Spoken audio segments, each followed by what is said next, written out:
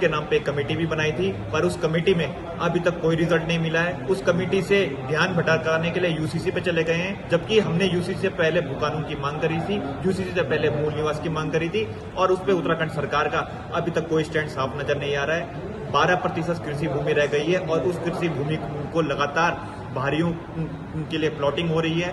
तो हमारे काफल, हमारे बुरांस, हमारे सेब, हमारे जो आम के जो बगीचे हैं वो खत्म हो रहे हैं, और जो एक मूल निवासी का जो आधार होता है वो उसका जल जंगल जमीन होता है। तो उसी आधार को अगर उससे ले लेंगे तो ये उत्तराखंड राज्य, जिसके लिए इतना बड़ा आंदोलन हुआ था, कि उस राज्य का औचित्य ही नहीं रह जाएगा। जिस हिसाब से हम देख रहे हैं माहौल जो बन रहा है, तो 5000 लोगों की आने की उम्मीद हमें इसमें पूरी है कि इस आंदोलन में 5000 लोग शामिल जरूर होंगे।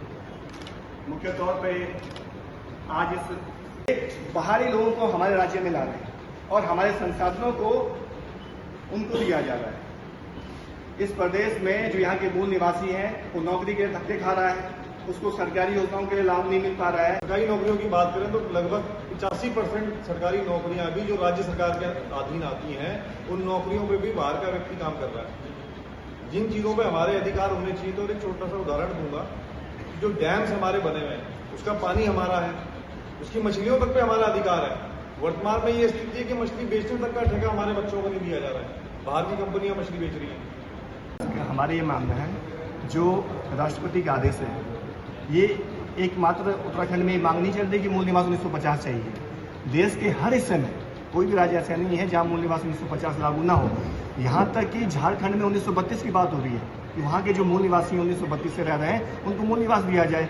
हम 1950 की बात कर रहे हैं, हम संविधान के दायरे में रह के बात कर रहे हैं, हम संविधान के दायरे से बाहर को बिल्कुल बात नहीं कर रहे हैं। 1950 से जो भी उत्तराखंड की जमीन में, वो चाहे मैदानी क्षेत्र में रह रहा हो, चाहे पहाड़ी क्षेत्र में रह रहा हो, चाहे किसी भी हिस्से में रह रहा हो, वो यहाँ का मूल निवासी है। उसकी यहाँ उसकी जमीन होगी, उसकी खाता खतौनी होगी, उसके आधार पर उसका मूल निवास तय हो जाएगा। लेकिन हम ये देख रहे हैं रोहिंग्या, बांग्लादेशी, बाहर से आने वाले बहुत सारे लोग इस प्रदेश में आ गए हैं, जो आधार कार्ड बना रहे हैं, अपने स्थायी निवास प्रमाण पत्र बना रहे हैं, और ऐसे मामले सामने भी आए हैं। बहुत सारे मामले सामने आए। हम उनके खिलाफ हैं कि जो लोग बाहर से यहाँ आकर हमारे संसाधनों को लूट रहे हैं, हम इसे बिल्कुल बर्दाश्त नहीं कर सकते। जो लाभ मिलना चाहिए हमारे मूल निवासियों को मिलना चाहिए।